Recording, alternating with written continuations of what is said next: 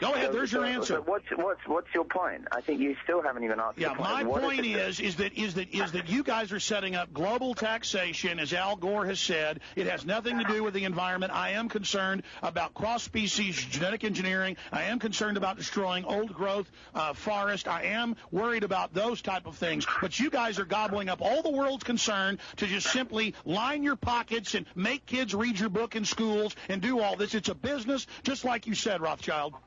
It's not. Do you think I make any money out of this?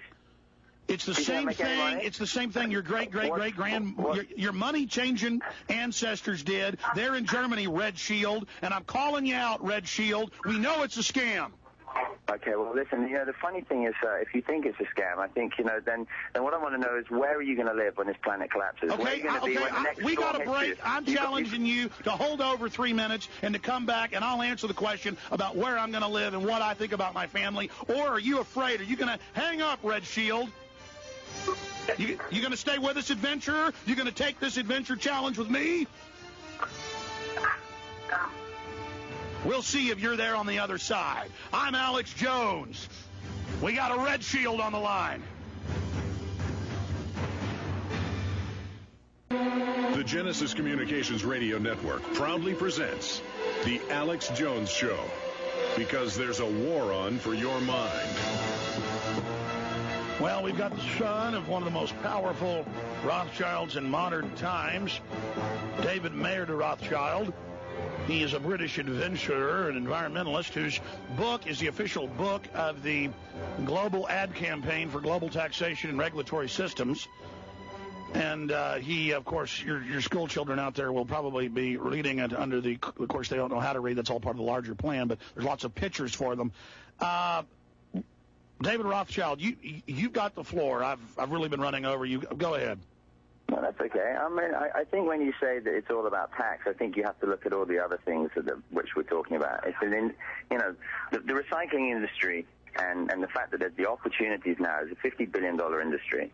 And there's an opportunity there to create jobs. There's an opportunity to be environmentally friendly. There's an opportunity to, have a win-win situation where businesses continue to thrive. The old excuse of saying that to be environmentally friendly means that you have to cut back on opportunity is the kind of thing that your radio station would promote. I mean, the fact of the matter is that we're sitting here now, and I'm sorry if your oil shares that you have in your back pocket are funding this radio station and my phone call, and that you feel that you need to protect that. But the fact is we need to stop padding out your bottom line by incentivizing the fossil fuel subsidiaries and start putting more incentives into renewable energy research, because fossil fuels are going to run out. And I just want to know, if you don't believe in any of this, where are you going to be when it all kicks off? Sure. Have you got a bunker down there in Texas? Sure, actually I do. But let me be clear on this. I am for renewable energy. I am for new systems. It is the big oil companies that have stopped the 150-mile, per gallon carburetor. We know that that's going on, and we know that even Greg Palast of the BBC broke the news with the documents that Dutch Royal Shell, who's big. You're not denying that. Are you denying that climate change exists? But see, do you want me to say this? No, I'm just wondering. I'm trying to answer your question. You're not answering me. I've answered this before. No, what I'm telling you is... No, answer my question, okay. Sir. Are you denying that climate change exists? The UN's own report says that about 6%... No. I'm asking you. I'm not asking about the UN. You want to keep it very simple because you think my audience is dumbed down. No, I'm not telling your audience is dumbed down. I'm saying... Man-made climate change is not happening. Man-made climate change is not happening. It is not a large contributor to the overall solar cycle.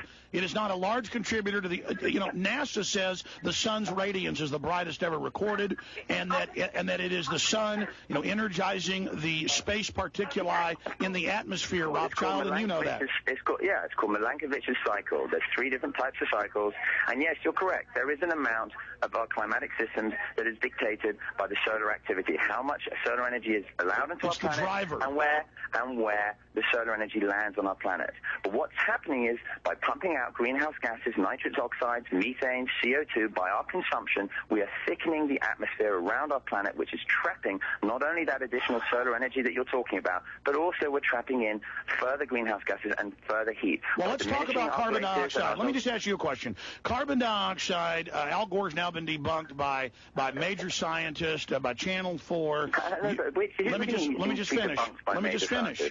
Well, he says that CO2 goes up, then heat goes up. It's actually trailing between 200 and 600 years after. Carbon dioxide is what plants breathe. They then put out more oxygen, and major ice core studies, it's up on prisonplanet.com. Right now we have links to mainstream news. Major studies just came out showing that they also indicate that during the last period between the ice ages, 116 to 130,000 years ago, when temperatures were an average of 5 Celsius to 9 Fahrenheit now, the glaciers on Greenland did not completely melt away, reports Reuters.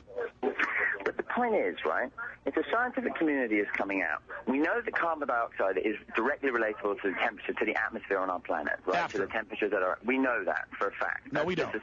Yeah, of course we do. That's why we live in this, our planet is livable in, because we have a certain amount of CO2, 285 parts per million, which was what it was. CO2 boost actually then leads to cooling. It was 285 parts per million pre-industrial levels. Since the dawn of the industrial age. It peaked in 1955. It's been dropping. And it hasn't been dropping. You're in denial, sir. You really are. I think I don't know where you're reading. You just said all the scientists unanimously agree. That's the biggest hoax I ever heard. Do you find your facts on this fact is a joke.com? Let me ask you a question. Where are you finding your facts Let me ask you. BP's website? No, we've had tons. BP is behind the peak oil scam. Listen. BP is behind the peak oil scam.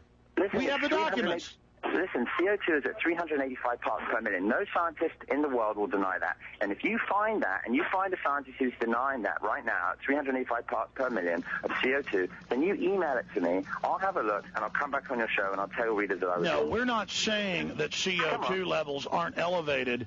What we're saying is CO2 elevated levels are good. No, they're not good. They're not good. Who tells you that CO2 is one of the reasons why our planet has a stable climate. The reason when we start to increase we've never had a stable climate. That's another hoax. Rothschild, we've got a break. And now if you want to chicken out, you can. We'll be right back.